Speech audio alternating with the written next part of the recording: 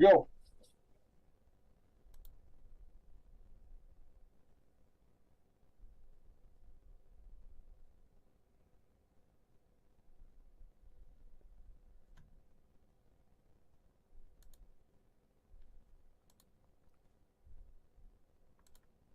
Oh yeah. Hey, hey, hey, welcome into another episode of the NFL's most best highlight show, at least according to us. It's Out of Bounds with your host, Toddfox, and the other host of the show. Carlos. He's all over the place on his screen. We're going live here to give you the best of our highlights for Week 6. It's a crazy Week 6. Any opening statements as we get started, my man? The teams are starting to finally show who they really are. It's starting to get a little bit easier to make predictions on the NFL seasons. Not 100% easy, but we're starting to figure them out a little bit. Yes, we are. And as we get started here, we're going to talk about a lot of upsets. Last week's picks that we did. Obviously, we're going to review the picks and see how we did. But last week's picks, we picked against each other in a lot of games. So we're going to see how that affected everybody. We also got Randy's picks in here as he went up against us for another week. We got a lot of surprises. So if you want to get to that right away, you want to know how we did. Carlos, do you have the numbers or you want to save that for later? I can tell you what the numbers are right now. It is your record last week was going into week 6. Your record was 46, 34, and 1.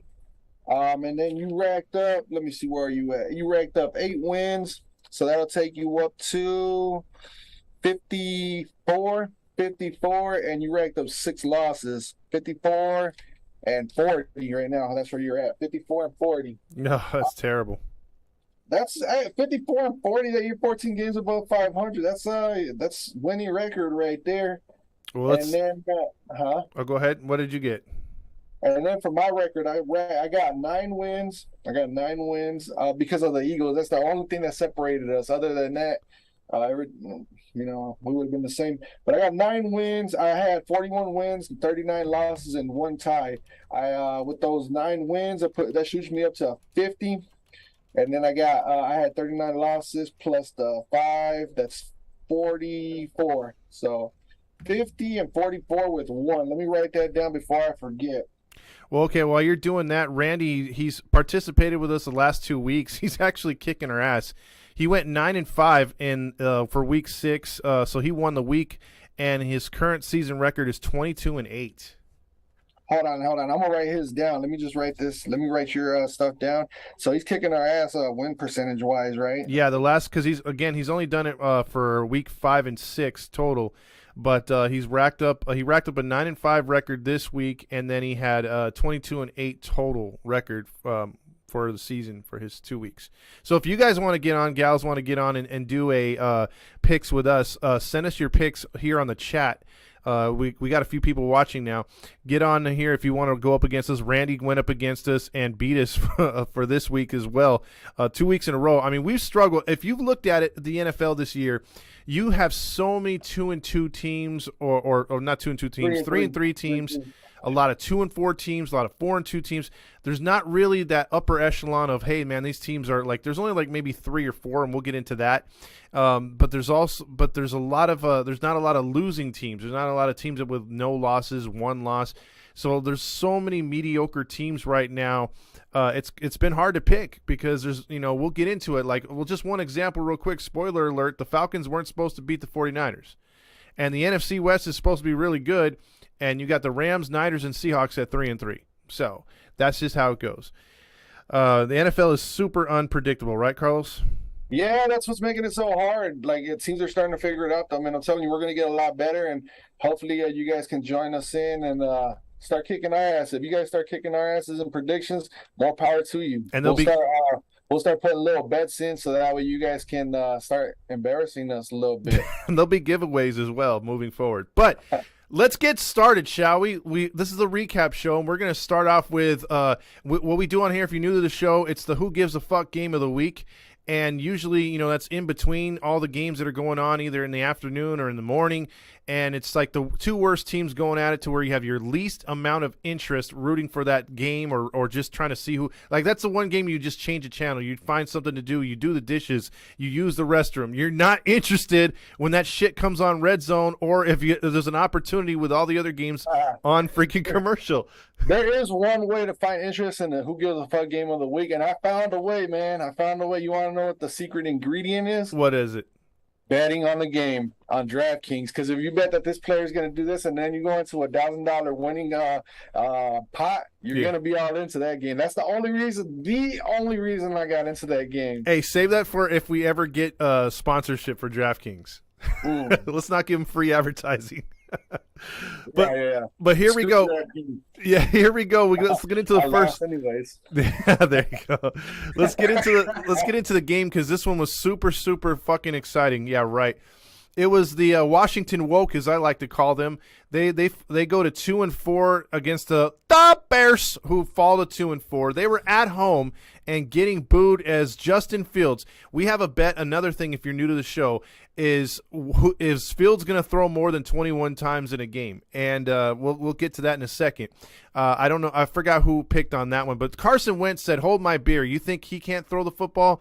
I'll throw 12 for 22, 99 yards passing. He was sacked 3 times. That's your winning quarterback." Brian Robinson, 17 for 60. Terry McCollin, 3 for 41 through the air. Justin Fields did throw over 21 times, 14 for 27. His arm must have felt like it was falling off. He threw so much for him. 190 yards, a touchdown, and a pick. He was sacked 5 more times. And again, the problem with teams like this, you can tell when a team's losing a lot when they have their quarterback leading the way with rushing. 12 carries, 88 yards. Khalil Herbert, 7 for 75. David Montgomery, 15 for 67. So you almost rush for 300 yards, and you lose. And then the receiving was 4 for 84 for Dante Pettis. Thoughts on the bullshit game on Thursday, 12-7? Well, I think that the Washington, as you call them, woke, the Washington Commanders went full out commando. They really didn't have to do too much. It was kind of predictable for me because I felt like Washington needed to win more. And what was a surprise to me is the rookie. Getting familiar with his name, I just got him on fantasy football. What's the running back for the formerly known Redskins? What's his name? The leading rusher, is it Robinson? Brian Robinson, yes. Brian, that guy, they're gonna lean on him a lot. Any fantasy football players out there? I'm assuming there's a few of them out there. Go out, pick him up. He's the Redskins. I'm gonna call them Redskins. I don't care. The Redskins are gonna start relying on him. It's a surprise that they got Antonio Gibson. Gibson has been a pretty good, reliable running back, and so has J.D. McKissick in that offense. But I don't know what's gonna happen this upcoming weekend because Carson Wentz is gonna be out. I don't know if you've heard, but let's see if Taylor Heinicke can pick it up.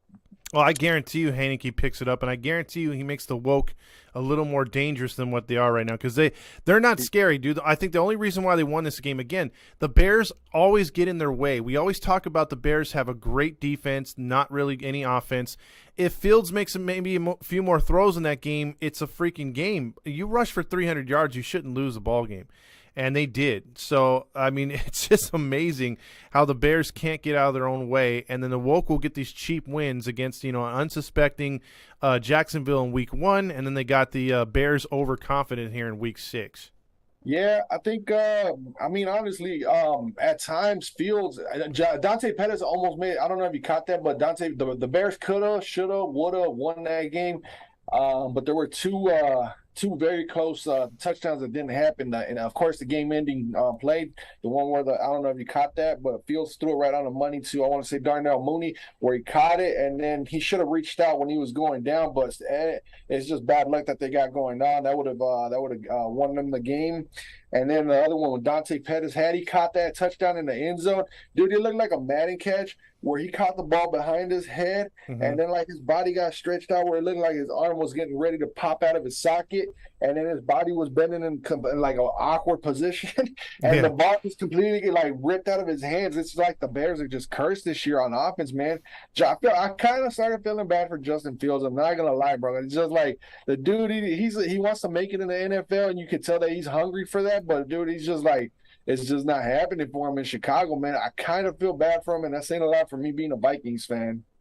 What's interesting, I'll just leave this game on one note. I'm usually outside of Troy Aikman, I never trust a UCLA quarterback. That might change with this new prodigy down there in UCLA this year.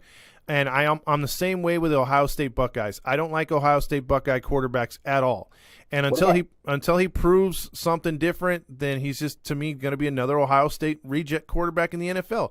The Ohio State quarterbacks always run the football too much. They never throw it, and when they do, they're not as accurate as they were in college. And surprise, surprise, because you're not playing Akron every week. You're not playing Bowling Green. So this is a much different league.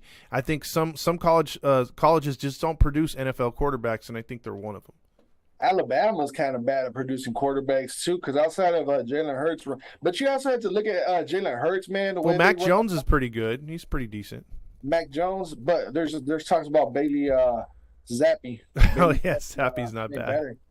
But yeah, Alabama's another team that, man, good luck getting a quarterback out of them that actually works. It's just like that RPO crap is only going to go so far for the Philadelphia She-Eagles, so we'll see. Yeah, we will see. So let's move on from that bullshit game because we spent way too much time talking about that game. Let's talk about your 49ers falling to 3-3 with the Atlanta Falcons surprisingly rising to 3-3.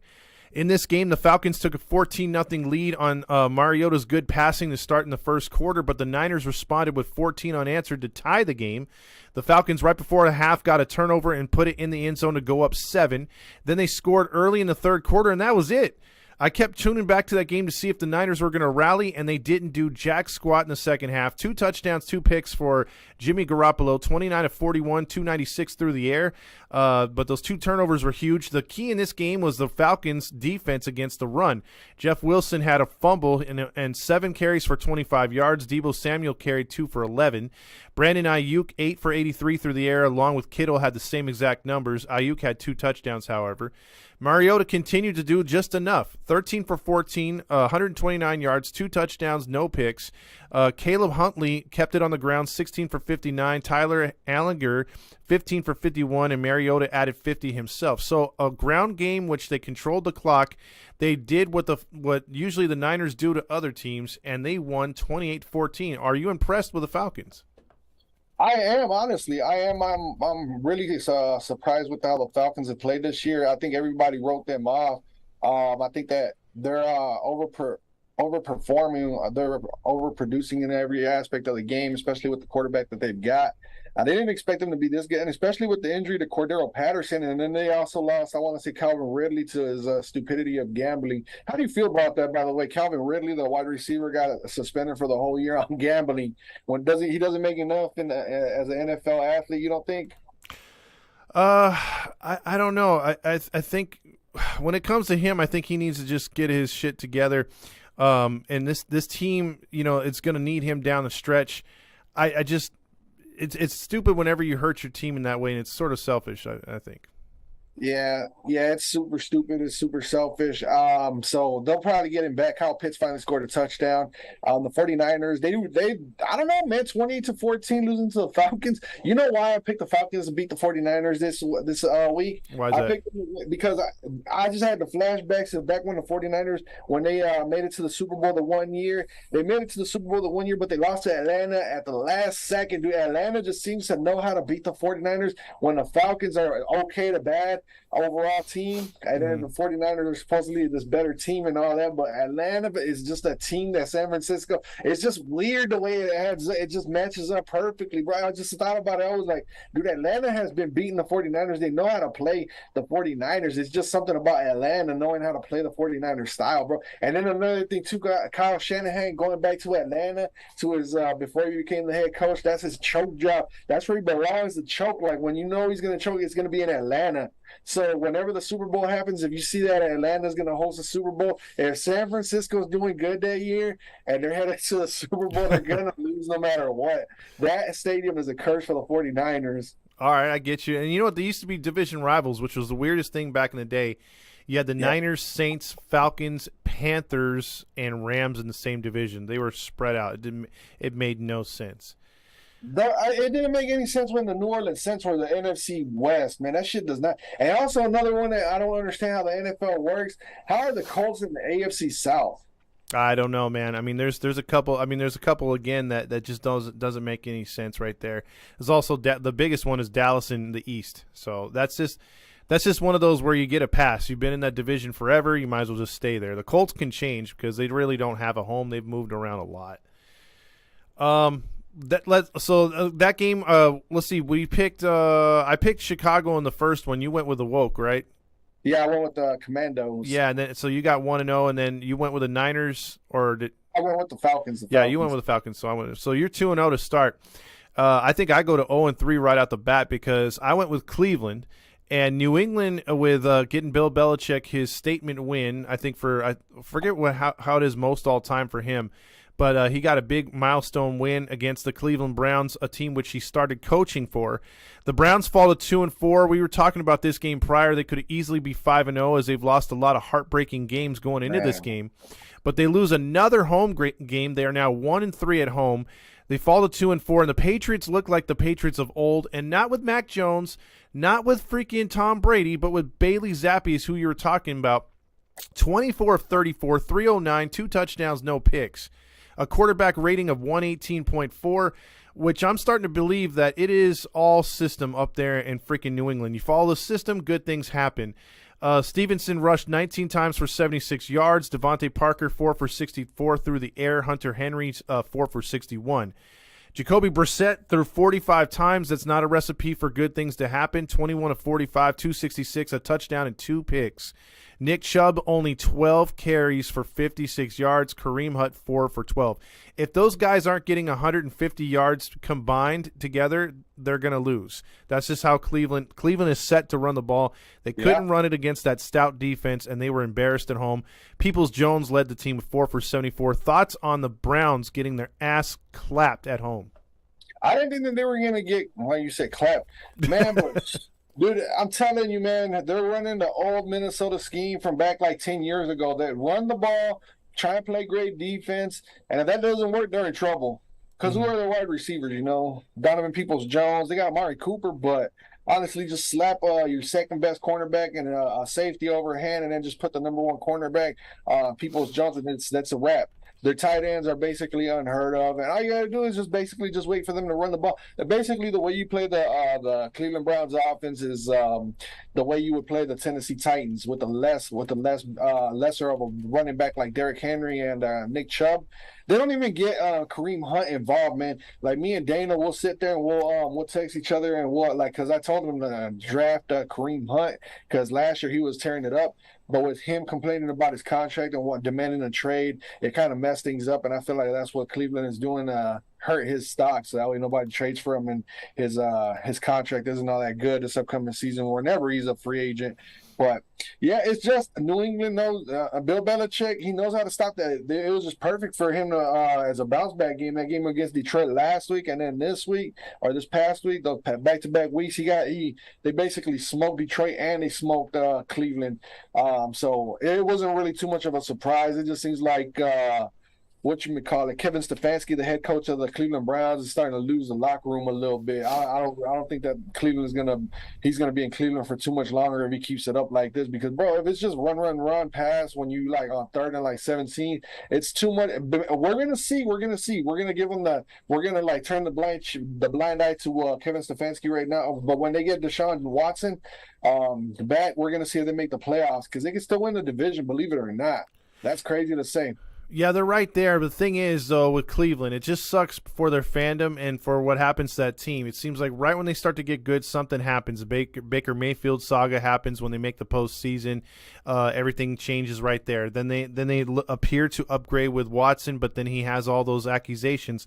He has another lawsuit that just popped up out of nowhere, which is they're accusing him of oral sex. So the guy or a woman? It's a woman. Yeah, so AKA, yeah, AKA, yeah, that we know of. But 2022 now. Yeah, exactly. He, she. We got to start using pronouns.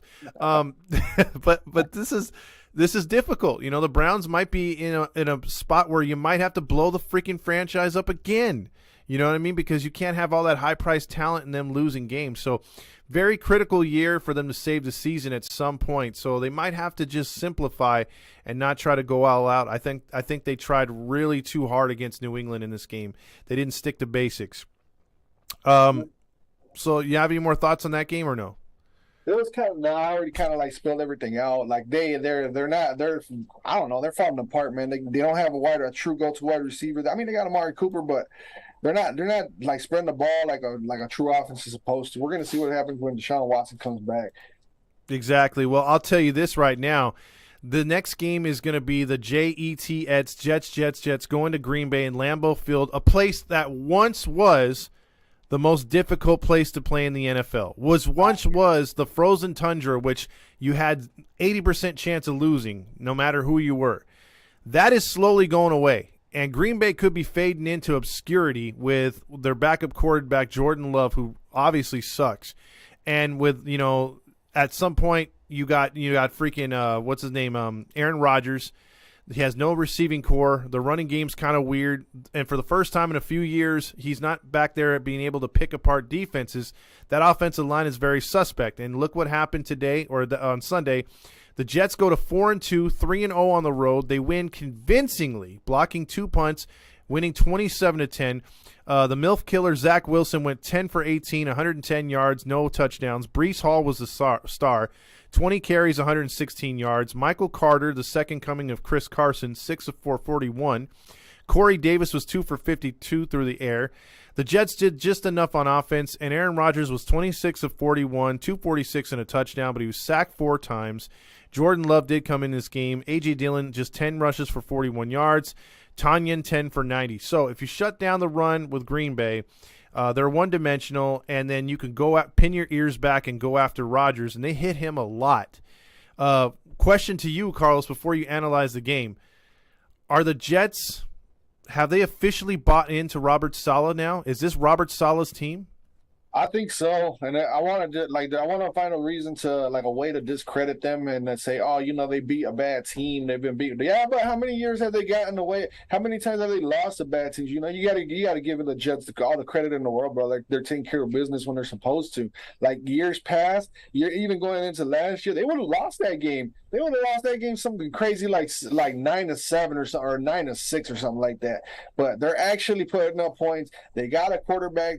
Even if it's a weird year, bro. It's a weird year. That's gaining confidence in the whole entire team right there. Robert Saleh, man, that dude. Hey, I owe him an apology if you watched this video, if you watched our podcast, which I highly doubt he did. But any Jet fans out there, I apologize to you guys. I picked you guys last to be. I'm gonna keep reminding everybody that I'm the fool here.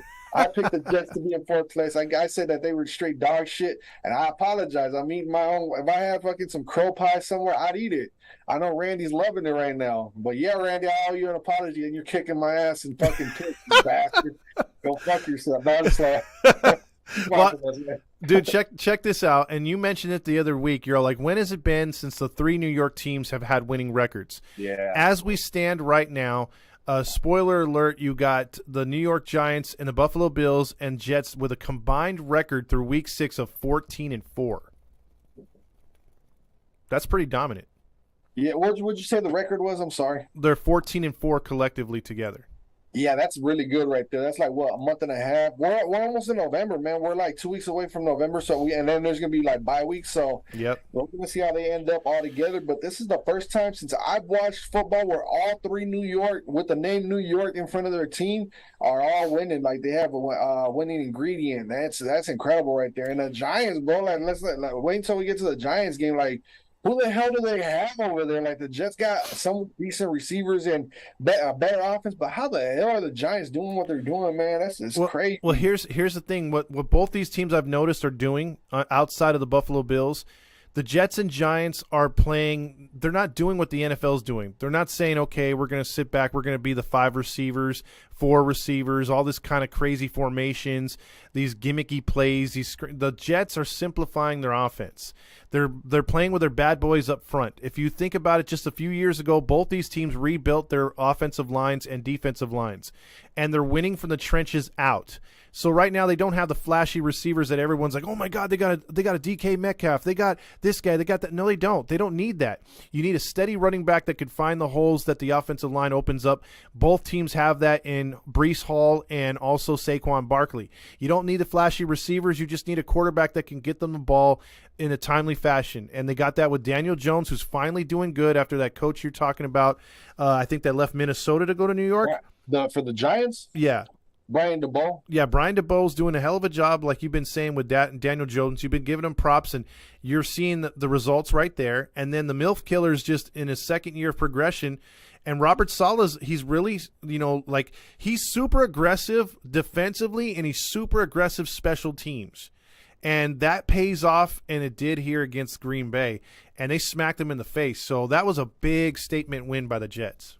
Yeah, and like you mentioned in the beginning when the opening up this game, dude, how the hell the Jets going into the frozen tundra? That it was sold out. Those fans don't got really nothing else to do over there in Green Bay, Wisconsin, bro, other than eating cheese and drinking beer and shit like that. And brats. And brats too. Like it's amazing, bro. I'm loving it though because Green Bay since forever since I started watching, they've never started off 3-3, bro. Like they probably have, but you knew that they were gonna pick it up.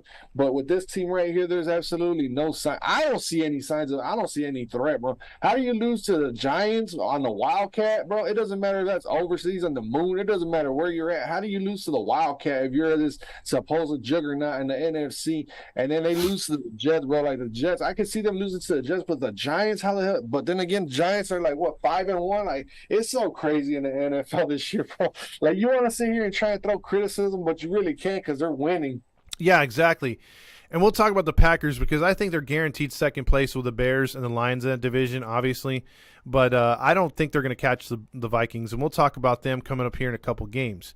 So, man, dude, you just got to sit through this one. Then we got the Vikings after. But here, the next game is your Jacksonville Jaguars, which are basically the Vegas Aces, thanks to Trevor Lawrence and the WNBA quarterback. They've regressed. I mean, I really thought that they were on the right since the that loss at home and then also the loss in Philly. They lost again here to Indy, and I'll ask you a question when we get to the end of the stats here. On the Colts, they lose 34-27 in a wild game in Indianapolis. Trevor Lawrence goes 20 of 22, 165 yards, but he was sacked 4 times. They rushed the ball okay. Elaine 10 for 86, Hasty 3 for 57, Robinson, your boy, 12 for 54. So they were focused on the run and didn't throw that much. He probably should have thrown a little bit more. Zay Jones 5 for 42 through the air. Matt Ryan went 42 of 58 attempts, but 389, 3 touchdowns, the big key. No interceptions. Deion Jackson, again, rushed for 12 for 42 yards. Their main guy is out. Pittman Jr. is turning into – I don't know if you guys remember Michael Pittman Sr., the running back for the Cardinals. He was a jacked running back, huge-ass muscles, pound the rock, very good running back. His son, though, is the opposite. Skinny dude, but very fast, and he had 13 catches for 134 yards in this game. So – are the Colts the worst 3-2-1 team in the league? You're gonna think it's crazy, but no, I think that they're actually starting to move in the right direction, man. Like what was Matt Ryan's pass attempts? 58, you said? 58 attempts. That's letting it rip and having confidence in your quarterback. That coach is he's like, dude, you know what? We're gonna go out on your arm, Matt Ryan. And he got no choice, bro. They got Jonathan Taylor. Even when he's playing, he has been a no-show. Yep. After Jonathan Taylor, they got a whole bunch of no-name running backs. Unless you're playing fantasy football, which I am. And it's just like you didn't get Jonathan Taylor, so they're going to go with this running back. Go get him for your fantasy football team. Just pay attention to who's going to be starting for the game. But dang, bro, it's just like the Colts. They're going to if they start moving in the same direction, they can kind of make a little bit of noise. Will they win a division? I don't know, bro. I think that the Jaguars can beat them in the long run. I think the Titans might be a little bit better, but you just never know, man. With how the NFL is working this year, with how crazy and weird it is, bro, you just don't know what the hell to expect from day to day. It's just fucking weird, man. I wouldn't be surprised at this point if the Colts won that division now, man. It's just I don't know, man. It's good to me. It's going to be a coin flip between the Colts and the Jaguars to win the AFC South. I like what I see with the Jaguars. The Jaguars are getting away from James Robinson. I think that's their downfall right there. They're falling in love with that second year running back out of Clemson. I have a hard time pronouncing his last name, but I'll get it down one of these days. The second year running back. He's basically Doug Peterson is in love with the running back, and they're getting away from that downhill running back like James Robinson. Robinson is what they need to do, dude. He's like not as crazy as Marshawn Lynch, but he's got that same style. He's just not as crazy as Marshawn Lynch. I know you would love to have James Robinson, dude. Seattle would love to have him, but you guys got more going on over there. You got more than a running back won't be able to fix what's going on over there in Seattle. Yeah, we got Walker right now. We'll get into that, but I'm telling you, the Colts look. But I was talking about the Jets and Giants. I forgot to tell you that they're built to win in cold weather. So if they're winning right now, they're dangerous because they're that run and stuff like that. And I think that's where the Colts are the opposite. If you're attempting 58 passes right now, the offensive line for the first time in 4 years has been very skittish, very, very unreliable. They're not able to run the football. Yeah, they might be winning games right now while the weather's still warm, but come when the weather starts changing, that's going to hurt the Colts, man. And the more you throw late in the season, it's not really helpful. You know, I mean, some teams can get away with it like the Chiefs, but they run the ball too. So I just don't know, man. I mean, right now, I think they're sort of that fool's gold team at 3-2-1. I agree, man. But what can they do? You know, they got they don't really have a running game. Yep, that's true. That's true. So that we're gonna see how far Matt Ryan can take them. That's true. Well, they fall right there. Let's get into the Minnesota Vikings. Your Minnesota Vikings go to 5-1, one of the best records in all of football. They take on the Miami Dolphins, who fall to 3-3, 2-1 at home. And you know what? The Dolphins have had one of the weirdest seasons of all teams that we've seen so far. They were the darlings the first 3 weeks, and then since then, there's all sorts of smoke and mirrors and stuff going on over there in Miami. But Kirk Cousins, 20 for 30, 175 yards, 2 touchdowns, no picks, sacked 3 times.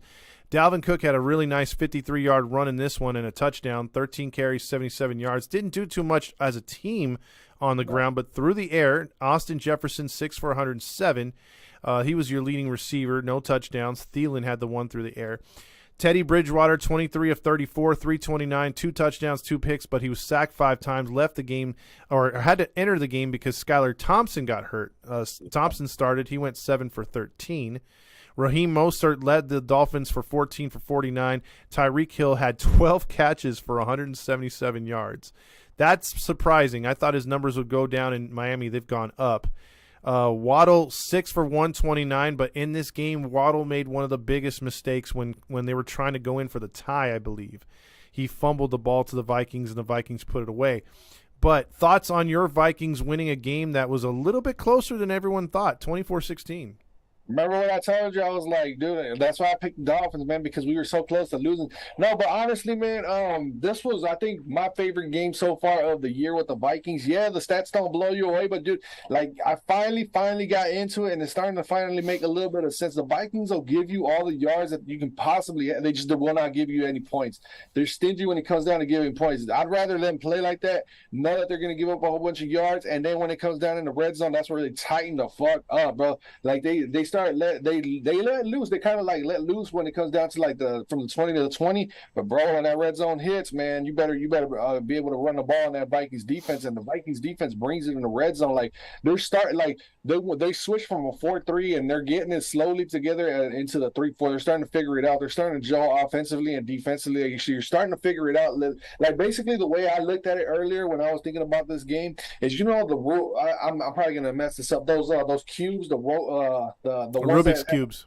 Yeah, that's the way Kevin Stefanski picked up that cube that Mike Zimmer left behind, and he's putting all the colors in the same spot. And we're not used to it in Minnesota. We're used to all orange on one side and then we're having like a whole bunch of different colors when we flip the ball. But fucking Kevin Stefanski, he's working with it, bro.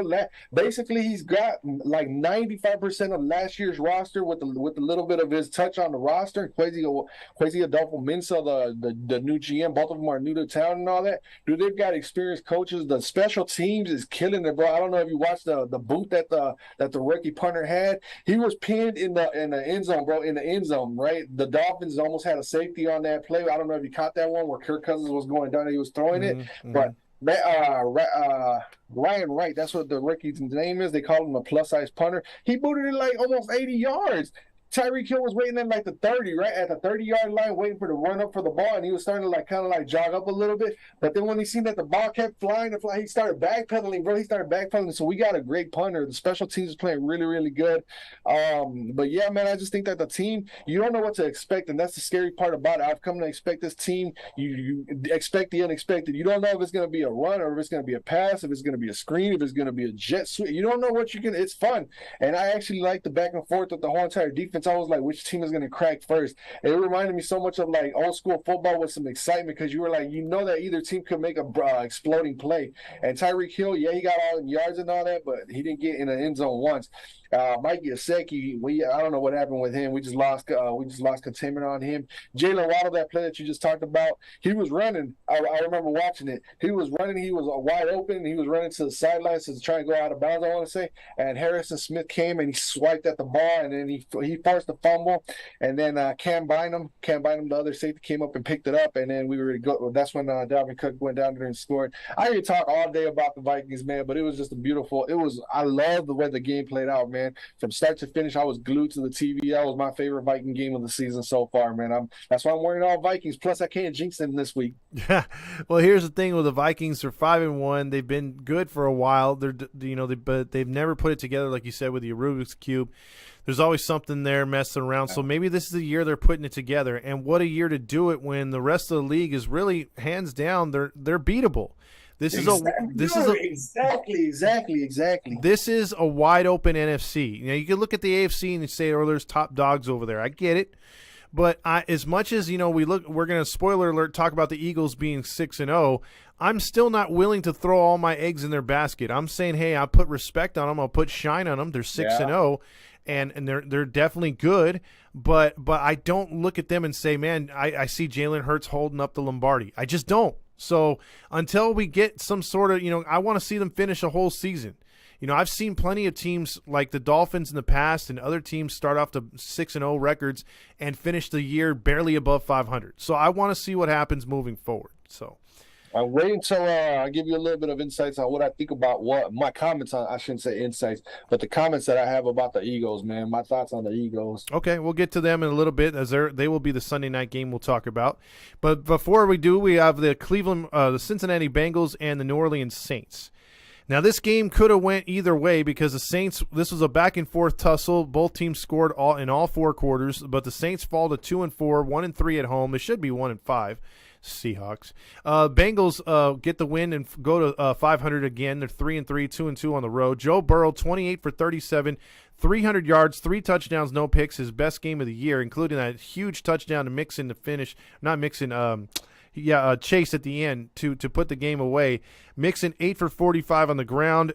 Chase had 7 catches, 132 yards, and 2 touchdowns. That big 60-yarder to end the game, which pretty much shocked the Saints. The Saints had him. And Andy Dalton 17 of 32 against his former team, 162 yards passing and a touchdown. Alvin Kamara, 19 rushes for 99 yards, one of his best games of the year. They rushed as a team for over 228 yards, but in a loss. They did not throw the ball. Not much at all in this game. Taquan Smith was your leading receiver, 3 for 43. Thoughts on the Bengals getting a big road win to even their record? LSU going back home, baby. LSU going back home. Joe Burrow and Jamar Chase going back to the boot, as they call it over there in Louisiana, because the state looks like a boot.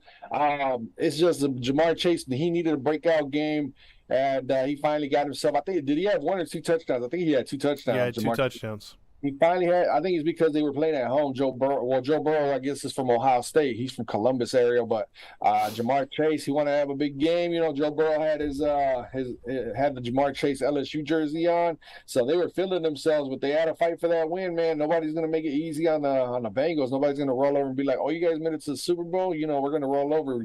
Nice to meet you." No, it's not gonna work out that way. They're gonna try and beat the Bengals. It doesn't matter if it's the best or worst team. Bengals are a Super Bowl team from last year. Doesn't matter what week we're in, every team's going to bring it. The Saints have been so close the Saints have been just so close, bro. They're on that cliff. They're like hanging off the cliff, bro. They're like almost there at the very top to get every single win. They've been in every single game Luckily, they got the Seahawks last week. Had they not gotten the Seahawks, they'd be sitting at 1 win, right? Yep. Because what's the record? They'd be 1-5 right now, bro. Think about that shit. They're lucky they got the Saints, bro. They are so lucky. Or the Seahawks. You guys should have won that damn game if it wasn't for stupid ass Taysom Hill. But yeah, man, I think that the Bengals are going to be that odd team, bro. They're going to be bipolar. They're going to come out winning, then they're going to come out and lose the very next week. You just got to accept them for who they are and what they are, bro. That's just the way that they are. I'm not sure what to make about the Bengals this year, but we're going to see how far they can go. I don't. I was just gonna say I don't think I see them bouncing back till next year because they've got the vaunted Super Bowl hangover right now. They're trying to figure it out, man. I'll give them credit. A lot of teams would have, like the Rams, bro. Look at the Rams too. They're struggling big time. That Super Bowl hangover and with there being such a weird year, it's just all adding up for them. Both teams to imagine if both teams miss out on the playoffs. That's going to be one crazy ass storyline to go into the offseason. Well, it is crazy because you look at both those teams, and usually the winner usually moves on, has a good season. If they get their comeuppance, it's in the postseason, and usually like a team like what's going on with the Bengals is to be expected. But both teams that participated in the Super Bowl are struggling, like you said. What do you think? I'm gonna ask you the same question in a different way. What do you think the Saints need to get out of this funk? Because it seems like they got pieces here and there. What do you think the Saints need? Do you think they need a better quarterback or a coach, or what do you think is wrong with the Saints? They could win with either, their quarterback that they use the redhead, or they could work with Winston. My thing is limit the turnovers, which they've been turning the ball over too much, and also play a little bit more consistent on defense. Their defensive scheme, I think, is a little outdated. If they could change up their defensive scheme, I think they'd be a lot better because they're scoring points. The points isn't the problem. It's just their defense has been exposed too much. Yeah, I think that they overrated themselves, maybe, you think? Yeah, I think they're too veteran-laced. They might have to get a little bit younger. They have a lot of veterans on that squad. Yeah, we'll see what they do, man. The Bengals is another story. We can sit here and talk about what the Bengals need, but what do they honestly need? Maybe an improvement to their offensive line. Other than that, I can't think of anything that the Bengals need. Other than I think what's killing them is that they're cocky. They're overly cocky with themselves. They're very cocky. They have to get consistent and go basic. They're going through a humble stage in the season, so let's see if they wake up. Absolutely, and good call. And they go to 3-3, and who helped them out? The New York Giants, because now, like you said, the Bengals. It could be even the Browns 2-4. They're only a game back of the not the New York Giants, the Baltimore Ravens, because the Ravens and Bengals are tied at 3-3 because the New York Giants are 3-1 at home, 5-1 total. They come from behind yet again and win this game. Lamar Jackson was 17 of 32, 210, a touchdown, but an ill-advised interception again. He threw a bad interception late in the fourth quarter to help the Giants win this game. Kenyon Drake, 10 for 119 yards on the ground. Lamar Jackson, again, I don't like when quarterbacks are your leaders or have this much rushing yards and take the hits that they do. 7 carries for 77 yards for Lamar Jackson. He always wants to just do it all himself. That's bad. Mark Andrews, 7 for 106 yards. But the Giants, very impressive. Again, this is winning football. 19 for 27, 173 yards passing, 2 touchdowns, no picks. He was sacked 4 times, yes, but he got out of a lot of other jams. Saquon Barkley, 22 for 83, very efficient, and a touchdown. And then here's your so-called household names of wide receivers for the Giants. Daniel Bellinger, Wan'Dale Robinson, Marquez Johnson, Darius Slayton, Richie James, and Matt Breida were receivers that he threw to in this game. Matt Breida? Yeah, Matt Breida's on the team. That's a running back. He used to play for the 49ers. Remember, he was with the 49ers when they had Raheem Mostert in the Super Bowl year. They called out Breida the Cheetah. Matt Breida the Cheetah is now in New York. So thoughts on the New York Giants? Because to me, I think this team starts and ends with a defense and then sprinkle in some Saquon and Daniel. Dude, how the hell are the Giants doing this? Other than Lamar Jackson throwing the game away, I can't figure it out. Like, same thing for the Jets and Giants, bro. Like, years past, they would have just lost these games. So you got to give them credit when the credit is due. There's got to give them credit, bro. They're finding ways to win. Like they always say, good teams find ways to win and bad teams find ways to lose. And the Baltimore Ravens, bro, last year they were – I think John Harbaugh might be on his way out of Baltimore, man, because I think that the fans, everybody in the media, they're going to favor Lamar Jackson. And when things get really, really bad, I think John Harbaugh's probably going to either resign or get fired, bro. Like, it's just coming down to that point where I think he's losing the locker room because Marcus Peters, Marcus Peters, he's got a bad pass behind him. He's always mouthing off to the media or whoever it is. And lately he's been staying quiet, but he mouthed it off to John Harbaugh, and John Harbaugh. I think the players are going to start turning on him. It's just obvious. It's just there. It's right there. Proof is in the pudding. I think John Harbaugh is a great coach, but I think that the players are getting like it's come to a point where he's been around for too long and he's running a cycle, and it's just time for him to leave Baltimore, bro. I think John Harbaugh has to go from Baltimore because at this point, bro, last year they were the number one seed, and then all the injuries started happening, so you can use that as an excuse. But then he started going for two. To win the game, and he lost like 2 or 3 straight weeks because of that, and then they ended up missing the playoffs because of that last year. And then this year, it's just what's the excuse? What's the excuse? They're running it back, and I don't even know if they added any players on offense. I know that they added a safety from the Saints, Marcus Williams, to pair him with Kyle Hamilton. I want to say the rookie safety from Notre Dame, but yeah, I think that Baltimore's probably going to be going in the shitter pretty soon, bro. I think you can almost chalk them out. You can almost count them out. They should not be struggling. Lamar Jackson should not have made that stupid ass interception, bro. That one where he should have thrown the ball away. He ran for his life. He was running crazy. Every time I see a quarterback running around like a chicken with his head cut off, running around and then throws it like on the run. I do not like those passes, bro. I don't care who it is. Unless it's Patrick Mahomes, he's the only one I'll be like, oh shit, he's about to make a big play. There's nothing you can do about it. It's Mahomes magic. But anybody else, bro, it doesn't matter who it is. If they throw it on the run, I'm like, man, it's about to be an incompletion pick or it's going to be an intentional grounding. Mm-hmm. But yeah, man, I think Baltimore they're going to be in the shitter. I think the Giants they're on the way up, man. There's going to be the NFC East is starting to look really really good. That's a division that we shitted on, and that division has 3 teams with winning records. So I think we bet on the Chiefs too much. We bet on that media Chiefs too much of the AFC West, man, because I think we were sitting here praising the AFC West at the beginning of the season too. Yep. Well, that'll move us on to our next game. And this game, though, the team involving, we were thinking, is Mike Tomlin going to go to 1-5? But no, he survived in this game. They go to 2-4 as they get a win over the Tampa Bay Buccaneers. This team, though, the Buccaneers, both me and you agreed on our preview show for the season that the Buccaneers are going to take a step back and that Brady made a mistake coming back, obviously with his marriage. It ruined his marriage. And number 2, it's just like they're too long in the tooth. This is the oldest team in football. And things are bound to happen. They've been having injuries. The play's not been good. They've been getting hit. They look like an average run-of-the-mill team, and that's why they're 3-3. Tom Brady, 25 of 40, 243, a touchdown, sacked twice. Leonard Fournette, 21 carries, 63 yards. Chris Godwin, 6 catches, 95 yards. For the Pittsburgh Steelers, Mitch Trubisky went 9 for 12 in relief, 144 yards and a touchdown. Kenny Pickett. Yeah, he came in the game because Kenny Pickett got knocked out. Oh, damn. Yeah, Pickett was 11 for 18. I think he got a concussion. But he did throw a touchdown and no picks. That was the first game he did not throw a pick. But Trubisky came in and rallied the Steelers. Najee Harris, 14 for 42 on the ground, and Chase Claypool, 7 for 96. The Bucs tried for 2 at the end but couldn't get it. And, the Bucs lose 20-18. Thoughts? Man, all I can do is just give you criticism and try and make you laugh on what's going on with Tom Brady. But honestly, what else can you point a finger at? Tom Brady's just going through a divorce. He's got too much going on his plate. His kids probably hate him. They send him text messages. Antonio Brown's probably sending him trolling messages and all. But it's just, I think Tom Brady's in a funk, and then they got the wrong coach. I think Todd Bowles is not a good coach, bro. Like they.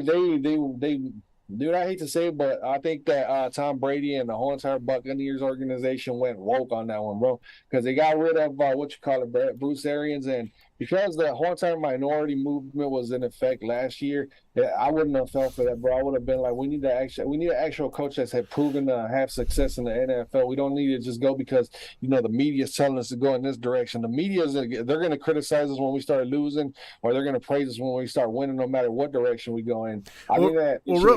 Real quick before you move on, I'll just say this: you should hire the best guy for who the job is. It shouldn't come down to black, white, Asian, or whatever. I think it's a mistake to go by race, like you said. But there's certain guys that should just stay coordinators.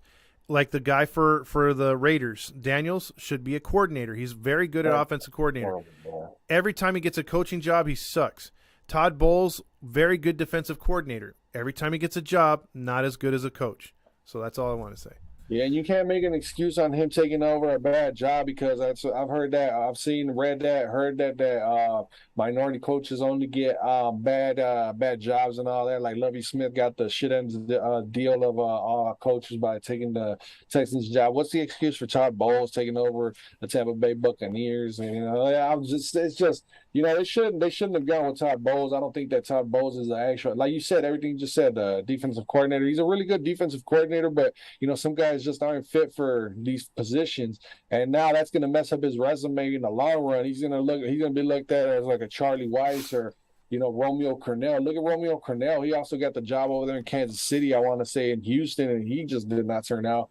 Bro, you got to stop. They got to stop listening to the media narrative. The media narrative is going to throw all these teams in the gutter, bro.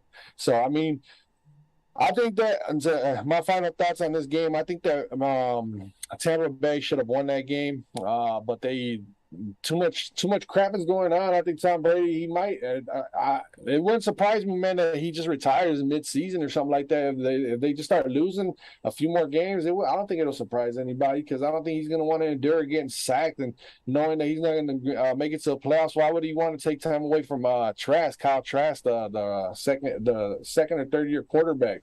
Let him play, retire, do your thing, bro. It's just time to hang it up for Tom Brady. It's just time. The thing is, he's got too big an ego. If he was going to leave, he would have left last year. He's going to stick it out this entire season, no matter how bad it is. I would be shocked if he didn't come back next year. He's just got that big of an ego. So we'll have to see what happens. But Tampa's in a bad way, 3-3. It's not the end of the season. They're in a winnable division, but it's just not. They're not a team you look at as a scary contender for the Super Bowl. Even if they're fully healthy, bro, I don't have much faith in the Buccaneers. Yeah, I don't either. I think it's time. I think it's just time to move on from Tampa Bay, bro. They got a mess going on over there. And when he does leave, you best believe, watch that franchise blow up into the way it used to be. Another average 3-win seasons? Pretty much, man, because you got, again, that team is the oldest in football. Carolina Panthers went into L.A. to play the Rams in front of their 3 fans. The Rams go to 3-3. They're 2-2 at home. The Panthers are one of the worst teams in football now. They're 1-5. Talk about one of the most disappointing teams. I mean, I will say this: a lot of people bid into them. I didn't buy into them, but I thought they were going to be decent.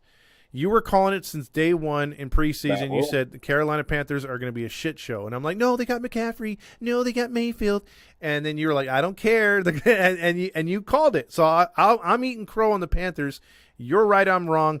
The Panthers went into L.A., but the thing was, with P.J. Walker, this game was actually close for almost 4 quarters.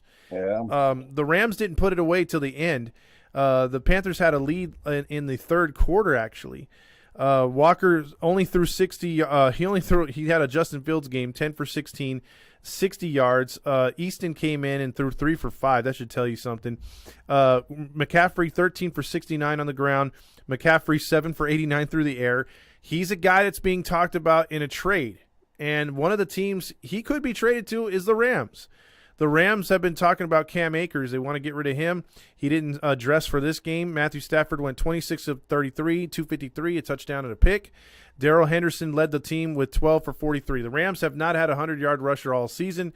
Their running game is terrible, and their offensive line's been very banged up. Cooper Kupp had a really bad game. He usually has really good games, but 7 for 80, that's low for him. That's a real good game for other people. But the Rams, unimpressive win against the Panthers. Thoughts on this one? With P.J. Walker, dude, I was like, man, Rams are going to end up. When I seen that P.J. Walker was starting, I was like, shit, I shouldn't have picked the Panthers to win this one. They could have still won it. Okay, the Panthers are probably going to win because, I fell into the trap. I fell into the trap because it always happens when a new coach comes in, teams just play a lot better. And then the Robbie Anderson incident too, Robbie Anderson mouthing out to the coaches. It was funny because I was watching the red zone, and as it was happening, they just kept showing it. I was like, man, I wonder what he's saying to the coach. I want to know what they're talking about. The coach was probably like, we're trying to get you involved in the game plan and all this. And then Robbie Anderson was probably like, man, fuck you in that weak ass game plan. I want to be part of this weak ass franchise. get me out of you, trade me out of you. So, he worked his magic. He purposely did that because he knew that he was going to get traded. I heard that they've been trying to trade him for a while, Robbie Anderson, that is, and he finally got his way out of Carolina. So he might be happy that he's in a whole new situation. He might actually pick up his numbers. So fantasy football players out there, look to see if Robbie Anderson is a free agent in your league.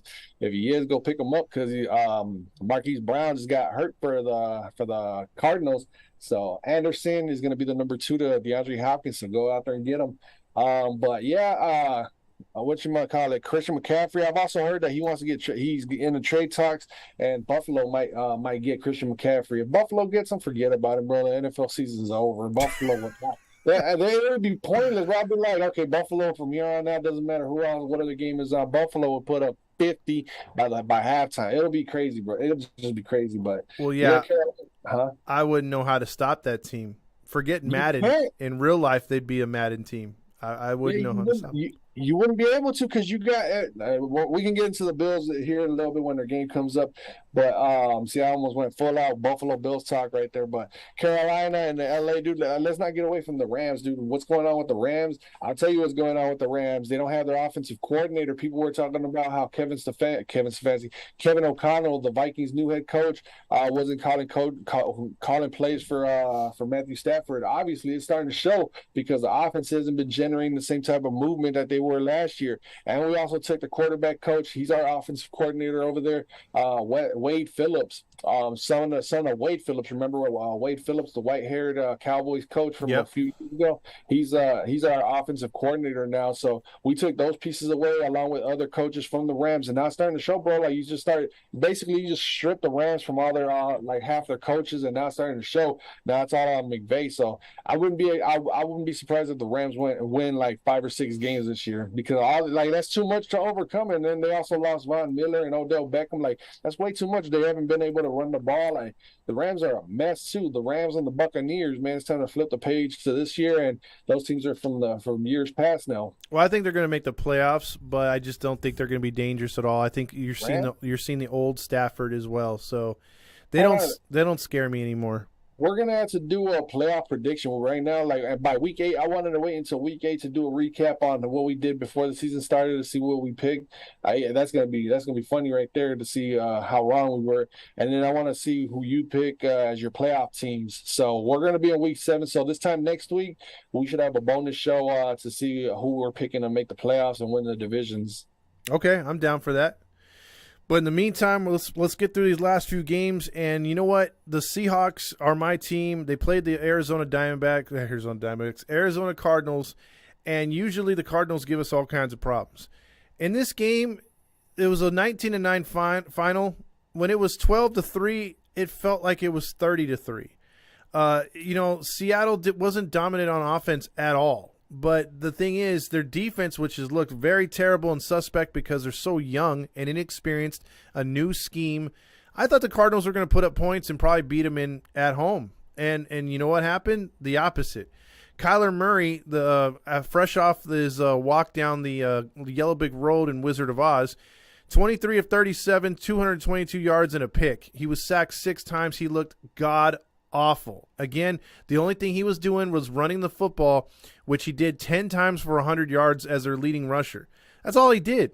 And even then, when they would get in the red zone, they did jack shit. They were terrible. If your name's not Zach Ertz or Marquise Brown, you weren't getting the football. 7 catches for 70 yards to Ertz and Brown. He wasn't looking at anybody else. Geno Smith, 20 of 31, another efficient game, 197 yards. The only thing I didn't like in this game is he killed 4 drives with taking stupid sacks. Geno Smith sometimes just doesn't throw the ball away, and he'll hold on to it, and he took 4 sacks, which ended drives that were third and manageable or second and manageable, and he just takes these enormous sacks. And, again, had he not made those sacks or gotten those sack situations, I think Seattle runs roughshod in this game. They score a couple more touchdowns, but that's just my opinion. Kenneth Walker, as a rookie out of Michigan State, had the best game of his career, 21 carries, 97 yards, and a touchdown. And Noah Fant had his best game, 6 for 45. Metcalf and also Lockett were pretty quiet. But Seattle, this was one of the most boring, uninspired wins I've seen them win in a long time, 19-9.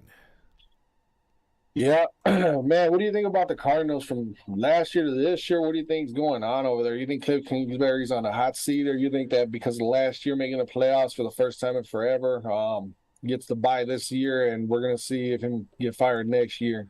Look, you call the Matt Rule thing. I'll go with you on this one. What do you think? Because I'm gonna deflect to you because you called the Matt Rule thing almost on point. What do you think? I know you're not a fan of Kingsbury, but with all this, do you think that they overrated this Cardinals team with that big contract to Murray and you know the off the field problems? Do you think there's excuses, or do you think he's gonna like?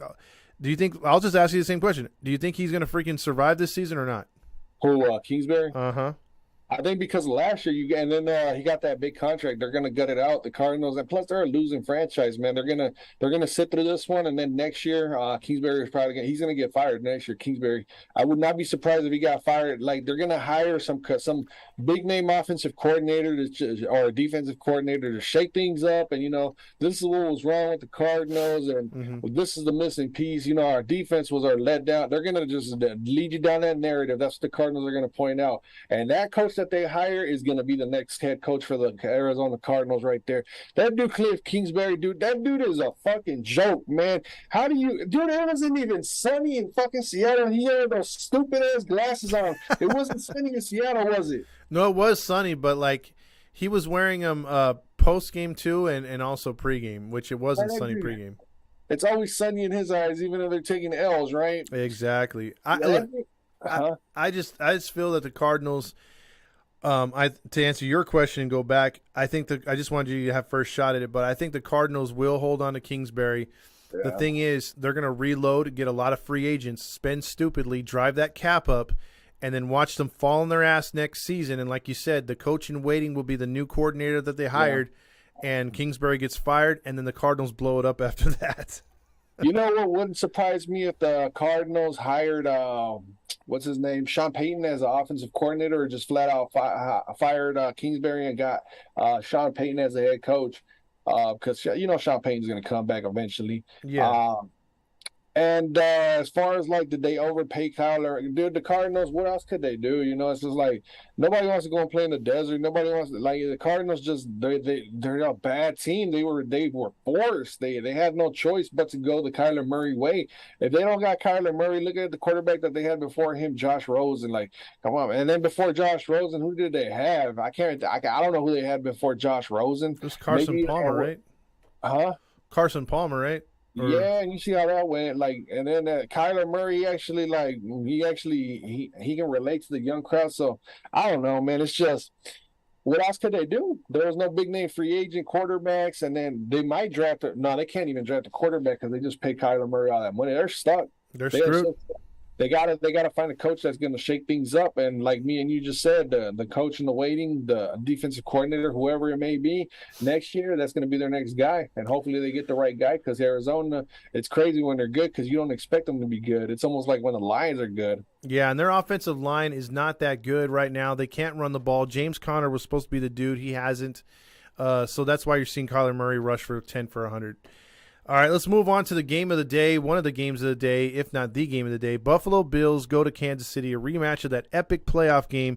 Josh Allen, it's not – look, I don't care if the Bills won by 40 in this game. It's not revenge. You lost the playoff game. If you get the Chiefs in Kansas City and you beat them in the playoffs, then it's revenge. Regular season games the next year after, supposedly revenge playoff loss doesn't cut it for me. This doesn't justify what happened, but it's a statement win. Because one of these teams was going to be 5-1, the other one's going to be 4-2, and it happens to be the Bills going to 5-1 with a comeback win over the Kansas City Chiefs, which this was a close, good game. 4-2 are the Chiefs now. Allen is 27 of 40 for 329, 3 touchdowns, no picks. Imagine throwing McCaffrey on this team. Devon Singletary had 17 rushes for 85 yards, but imagine McCaffrey on this team. Stephon Diggs, 10 for 148. Gabe Davis 3 for 74. I could easily see McCaffrey rushing for 100 yards in this game and receiving for 100 yards. Patrick Mahomes, 25 of 40, 338, 2 touchdowns, and 2 picks. The last one being a really nice interception by the Buffalo Bills defender. He jumped the route and anticipated that pass by Mahomes, and they sacked him 3 times. So the Bills were harassing Patrick Mahomes for most of this game. Hilaire led the team for 33 yards on 9 carries. That's a big key right there. The Chiefs could not get the running game going, but the receiving game came across because Patrick Mahomes is just that damn good. Schuster 5 for 113, and Travis Kelce doing. If you didn't know, he's the best tight end in football, and he's better than George Kittle by 100. Well, now you know. Travis Kelce's freaking awesome. He had 4 touchdowns last week, 8 for 108 this one. Stayed out of the end zone, but he's still a freaking beast. Thoughts on the Chiefs' 24-20 loss to the Bills? Oh, man. More this one, Andy Reid is starting to show who he is. If you go back to his Philadelphia days when he had McNabb and they were going back to back-to-back NFC Championship games, it looks like he's going to start repeating that cycle of not having a true running game. You remember Brian Westbrook for the Eagles? He was an all-world running back, but he was more of a receiving back. But the Chiefs, I don't see that they're ever going to be a run-heavy team at all as long as Andy Reid is in charge. I almost call him George Kittle. They're going to – it's just too much like the Philadelphia Eagles back in the days when they had Todd Pinkston, James – it's just too reminiscent, bro. I remember when they had the only difference is that they actually had a defense back then, and this time around they got an actual tight end. So I don't know. It all balances out. It's an Andy Reid led team. They're lucky that they got that Super Bowl, but I just don't see that this team is gonna like win another Super Bowl anytime soon. I don't know, man. It's just Andy Reid. Like he got that 1 year, bro. Like, but I think it's over. I think that this is what you're gonna expect out of the Kansas City Chiefs, bro. Like, they bring offense like the Eagles did back in the day, and my eyes are glued to the game. Wins, and then in the playoffs, they're gonna get smoked in the second or third round of the playoffs, and then the Buffalo Bills will probably get them in the playoffs this year, bro. Because I think that with them not having a running game, they don't have a running game. They don't have a running game at all. But the Chiefs' defense is very stout, and they're going to continue to make plays. They don't freaking shut you down, but they're a bend don't break defense, much like the Vikings, and they make plays when they have to, just like the Vikings. That's winning football. I think the Chiefs are going to be there in the end, no matter how much we hate them or love them. I think they're going to be there in the end. They're going to be a dangerous team.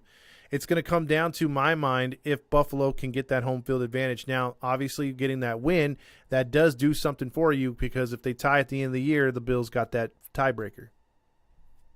Yeah, I agree with you on that one. I'm just going based on my gut instinct right now. I just feel like they just – I don't know, man. It's just something crazy because, like you pointed out, their run game, bro. Like Clyde Edwards-Helaire still has not, bro. He hasn't had a breakout game. He had his very first game in the NFL, that Thursday night game. I can't remember who it was when he was a rookie in 2020, I want to say.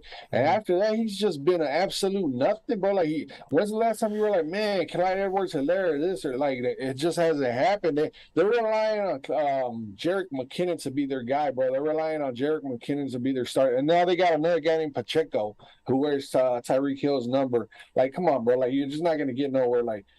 Like the Buffalo Bills, I heard that their big thing was that they had needed a pass rusher that was going to get to Patrick Mahomes, and they got him. Von Miller. If Von Miller stays healthy, bro, Patrick Mahomes is going to be in trouble, bro. Absolutely. That's going to be a crazy end of the season as we move forward. Let's get over to now the big game, which was Sunday night. The Dallas Cowboys fall to 4-2. It's Cooper Rush's first loss as a starting quarterback. Philadelphia is your lone undefeated team. They go to 6-0. Mike Trout was in attendance for the Angels. He was a big Phillies fan and Eagles fan. Cooper Rush went 18 for 38, 181 yards. He was sacked. He was not sacked, but he threw a touchdown, 3 picks. 2 of which I don't think was his fault. One was tipped, and then his arm was hit on another one where he had the receiver wide open. CeeDee Lamb would have been down the sideline, but his hand was hit, and it was a lame duck at the end. They almost came back and won this game. Yeah. The Eagles were up 20-3 at one point, and then they got it to within 3 points before that pick. Ezekiel Elliott, a.k.a. the Ewok, 13 for 81 on the ground. He did not do too bad for the first time. Tony Pollard, 11 for 44.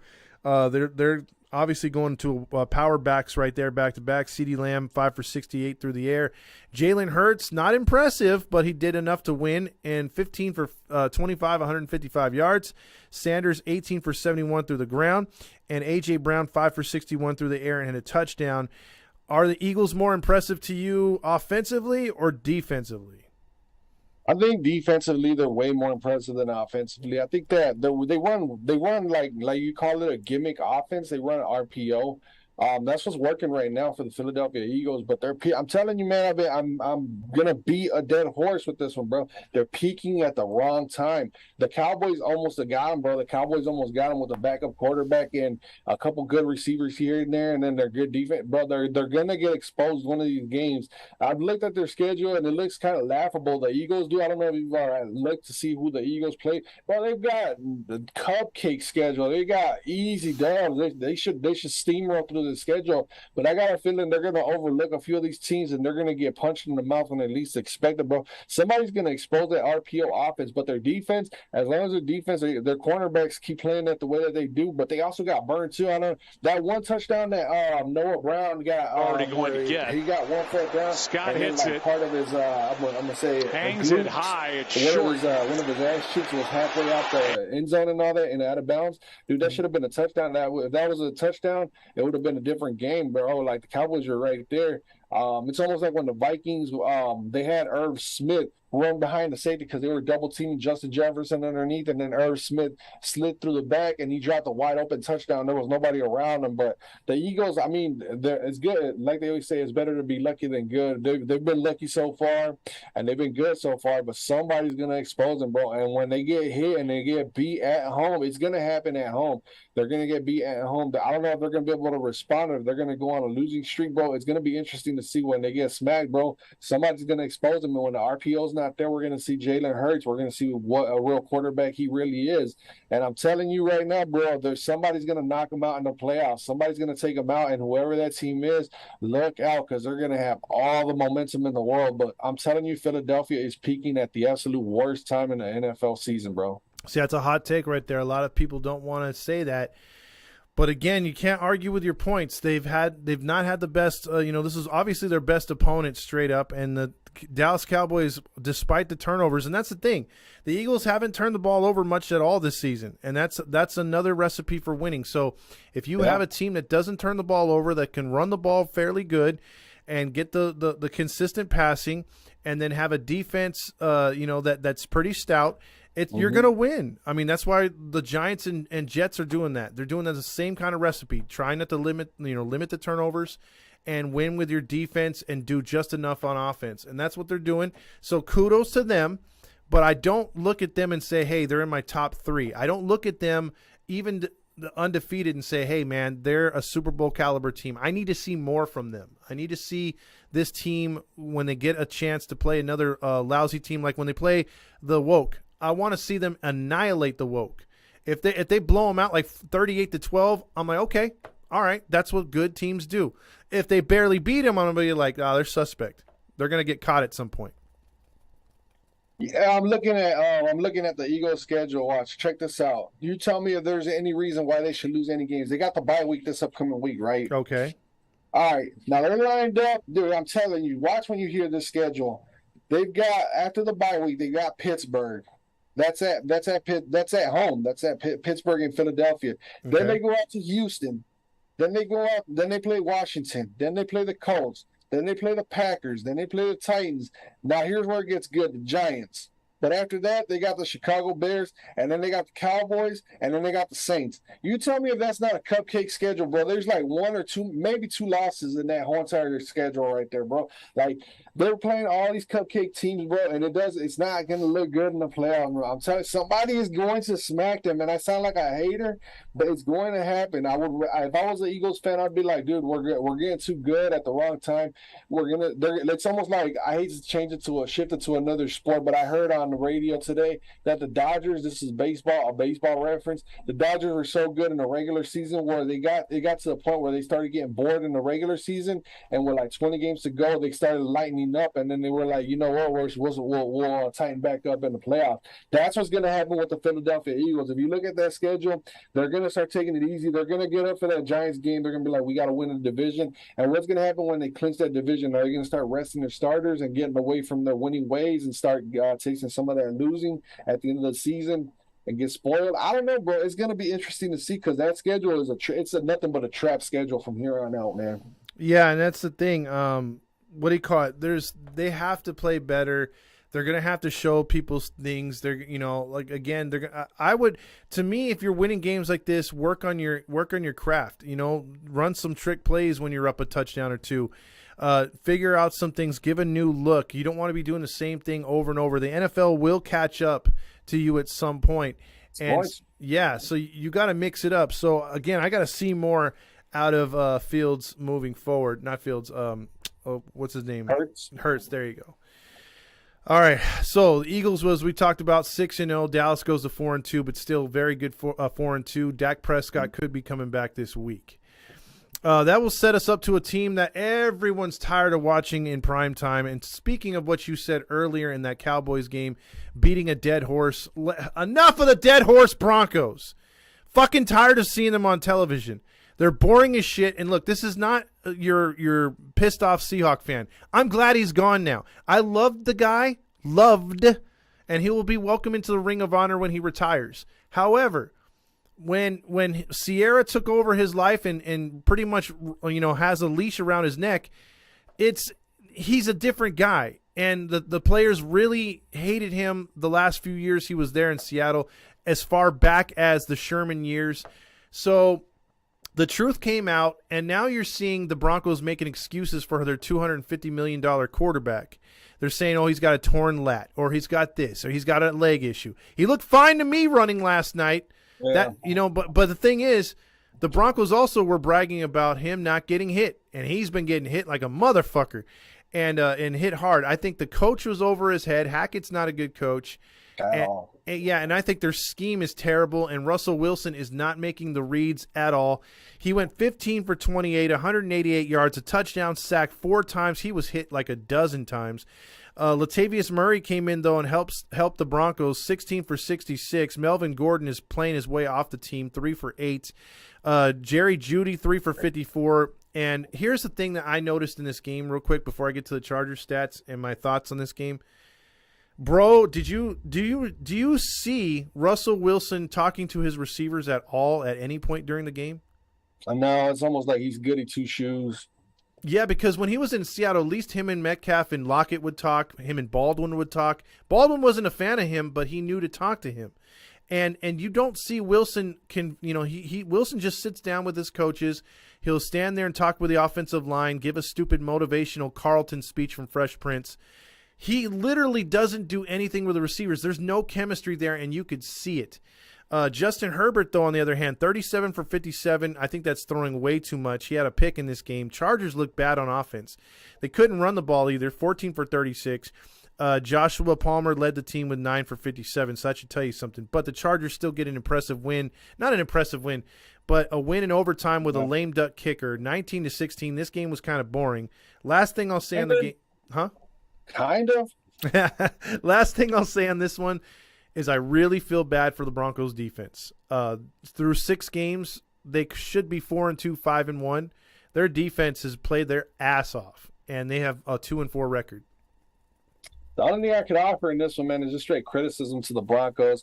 They almost had him, though. Like, it was crazy because I honestly missed most of this game because I was just and I don't know what happened to me, dude. It was just like I could not stay awake. But when I did wake up for those few minutes and I did catch highlights during the game of Russell Wilson actually throwing darts, dude, he actually looked kind of good in certain parts of the game. Like he actually, I'm not gonna criticize him on parts. He like the Jets and Giants, got to respect them when the time is due. He actually looked somewhat decent in certain parts of the game. And I didn't watch most of the game because, dude, I was just out of it, 100% out of it. I must be getting old and the weather's getting cold. And I don't know, man. I just couldn't keep up. I can't keep up with the late games as much as I used to. But, dude, it was just like Russell Wilson. What I can say is that Nathaniel Hackett, the head coach of the Broncos, he came over from Green Bay. He was the offensive coordinator from Green Bay, from what I know. Mm-hmm. And his offensive style is more set for a guy like Aaron Rodgers. And Russell Wilson and Aaron Rodgers, you can't run the same style of offense for both of them. They play differently. They have different attributes that you can't play them the same. So that's what's gonna cost Nathaniel Hackett his job. He thinks that everybody's Aaron Rodgers. And me being a Viking fan, dude, there's nobody like Aaron Rodgers out there. I'll be the first one to admit it. Aaron Rodgers is probably one of the best quarterbacks of all time. That's obvious right there, but Yeah, Nathaniel Hackett better change his ways, or else he's going to be out of a job pretty soon. Because those owners, those Walmart owners, Amazon owners, whoever owns the Broncos, will not hesitate to cut his head off and start over with a new head coach. And I don't know if they're worried about losing money with Russell Wilson at that too. They might just say fuck Russell Wilson and cut bait with him and pay him his money, because Amazon and Walmart money, dude. You know how much money those owners have. They could fucking ship fucking dollars out and they won't give a damn. But yeah, man, the Chargers. I think that's another coach too that's going to be on his way out too. What's his name? The head coach of the Chargers. I haven't even really been bothering with that guy, dude. It's just something about him that rubs me the wrong way. He just does, dude. He gambles too much. He's just not a good coach. I think that pretty soon, within the next 3 to 5 years, we're gonna see a whole bunch of different head coaches. There's a whole bunch of coaches who's getting fired because they can't get the job done. The Chargers are gonna go too far this year, bro. Like that, you can use the injuries excuse all you want, but last year they missed the playoffs. And this team this year supposedly they were going to be really good because they stocked up on defense. It comes down to coaching, bro. The coaching was what makes the difference. And it doesn't matter what players you got out there. Look at the Patriots with Bailey Zappi and all these no-name wide receivers. Like, dude, you cannot fucking defend that coach and with the Chargers. That dude is not a good coach, bro. Staley, yeah. Well, the Chargers have, they've been up and down. Obviously the last few years they're starting to win. They had some fans over. I mean, but look, they had some fans the last few games up until this one. I don't know if you saw the stands, but there was a lot of empty seats. There was a lot of Bronco fans, so it was kind of embarrassing. Primetime game. I don't want to hear the whole traffic thing. I think if you're gonna say about fans not being there, it's the price of parking. The parking is $100 at SoFi Stadium, so that and so there's not really a safe area to park. It's not the best of areas around there, so it's like you don't want to park on the street either. And they don't have, like they had at the Coliseum, a trolley that would bring you right to the stadium. That's where most of the fans came when they were at the Coliseum or when the Rams were there. But I mean, the Chargers had that small ass venue. But taking away from that, getting back to it, the Chargers, have made excuses. They're 4-2. They're very mediocre. They haven't stepped up yet. I'm not sold on them yet either. I just know they have a stout defense once Bosa returns, along with Khalil Mack. Their secondary's Noza. But the Broncos are. Are you serious, Bosa? Yeah, him and Nick Bosa over in San Francisco. They both paper rock scissors. Who's going to get injured this week? Exactly. They love getting hurt. And then J.J. Watt, that was a surprise for me to actually see him dress and actually make a play for the Cardinals against the Seahawks. But that's a story for another day. I'll just say this. Better pizza, better players, better everything goes to the Chargers and Papa John's. The Broncos, they've never blown me away on offense other than, getting Russell Wilson. But to your point, I think Russell Wilson, you're stuck with him. You're really stuck with him because the owners, despite how much money you have to play the cap. Now, you're right as far as the coach. They could fire coaches every year if they want. But I think they're going to wind up firing Hackett, and they're going to be winding up having to get a new system in there, a new scheme, because whatever they're doing right now, they look pathetic on offense. I mean, absolutely pathetic. Yeah, that dude's going to be on his way. I'm telling you, 3 to 5 years, we're going to see a whole bunch of different new coaches in the NFL. Absolutely.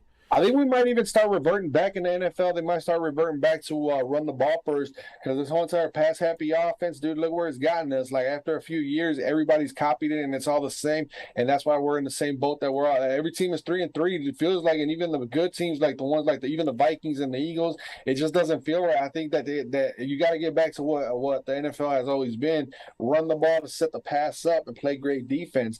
Other than that, everybody's just going to be the same team, bro. That's why 3-3. Everybody. I wouldn't be surprised now that I think about it if every team ended up, like the majority of the NFL, like 90% of the NFL ended up with a 500 record, because everybody's copying the same style. I agree. And that's what it is. It's a copycat league. It's so a copycat league. So maybe that's why the Eagles are doing so good, because they kind of switched it up with the RPO. Yeah, some teams have gone basic. Some teams have gone to RPO. Some teams are aired out. So, it just is what it is. And whatever wins, you'll see more teams going for it. But this has definitely been a different season than other seasons that we've done in the past. We've had better records in the past up until this year. This year has just sucked for us.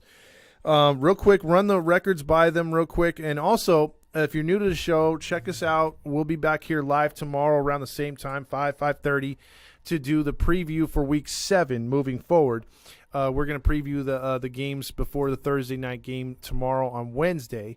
And then if you want to hear the podcast, we're on Anchor and Spotify under Out of Bounds. So there you go. All right, so our records. Last week, I'm gonna read them off. Last week, you were 46 wins, 34 losses, and 1 tie. You did pretty good, I would say. Even though you're down on yourselves. Now you're 54 and 40 with that 1 tie. That's a lot better than a lot of media personalities out there. So I'm gonna just give you credit on that. That's good. That's good. In my eyes. And then last week, I was 41 and 39. I was happy to be 2 games above 500. Obviously, I got that tie. But this week I came in after this past weekend's action. I went from 41 wins to 50 wins and 44 losses and 1 tie. So I feel like we're doing pretty good, man. We're above 500, and if you add both of our win totals, we got 104 wins combined, and we got 84 losses. So I mean that's pretty good, man. We're almost 20 games above 500. Well, we got to get to a clip that me and Matt were at a couple years ago. Couple seasons ago when we were doing it, we had a win percentage, I think, at the end of the year of 74 I had and 71 for him. So that's really good, man. But it's just like, dude, it's just like, it doesn't help us out that the Buccaneers aren't really good this year. Like the same old teams that are always good, where you're like, oh, this team's gonna be good again. They're always good. And it's not helping us out, bro. It's just like that's why so many 3-3 teams. You're like, how is this team like the Falcons? You would be like, man, you would pick against the Falcons any other year because it's the Falcons versus the 49ers, and it's just like the Jaguars are doing. They're well 500 as well. So it's just like a very odd year. Like we keep repeating it over and over, bro. We're just gonna have to fucking gut it out. Yeah, you have a lot of disappointments too, like the Broncos, the Cardinals. And look at the Rams too. The Rams and the Bengals, like that's also throwing people off too. Yeah, 49ers, same thing. You have a lot of teams that are supposed to be good. They're not. Cleveland, all kinds of stuff. Who would have thought that fucking Cooper Rush would have a 4-0 record this year? Now 4-1, like that's it. Like, dude, it's just like I don't know, man. As long as we're staying above 500 and looking really good, I look at this really good, man. I think it's really good. As long as we stay above 500 with this crazy ass NFL season, I'm happy with it. Okay. So, any final thoughts, my man? Because again, we're going to be back here tomorrow for the preview, and we're going to make our picks. You could pick with us, like Randy has, and see if you could beat us again. If you beat us overall for the regular season, you might get a hat, shirt, or even a jersey. We haven't decided it yet. Me and Carlos got to get on that for the winter moving forward. What's Randy's record for? I know he's going to be watching it at one point. I know he probably didn't catch it live. If he did, I don't know. But what's Randy's record? He's 22-8. 22-8. That fucker. Yeah, you should have heard him, dude. He sent me all these voice messages when the Jets made those punt blocks and everything. He's like, Jets, yeah, baby, fuck you guys. Does he do it with voice message? Oh yeah, he does. Oh, you should play him. You should play him whenever he does it again. Like come on to the show, like words from Randy, and then just play it. We might have him on just in case. If he beats our ass again, I'm gonna have him on in week 8. We'll have to do that. Tell him if he beats our ass that he should be our host now. He should be the host for a week. He should be the special host. There you go. He'll do it. He'll do it for sure. So tell him to get on, man. Even if it's on phone, tell him to stop getting camera shy. Yeah, he's not camera shy. Believe me, he's not anything shy. But all right, man. Well, there you go. We're gonna get. Oh shit. We're gonna get out of here. For Out of Bounds. This is Todd Fox. All right, you guys take it easy. Toodles.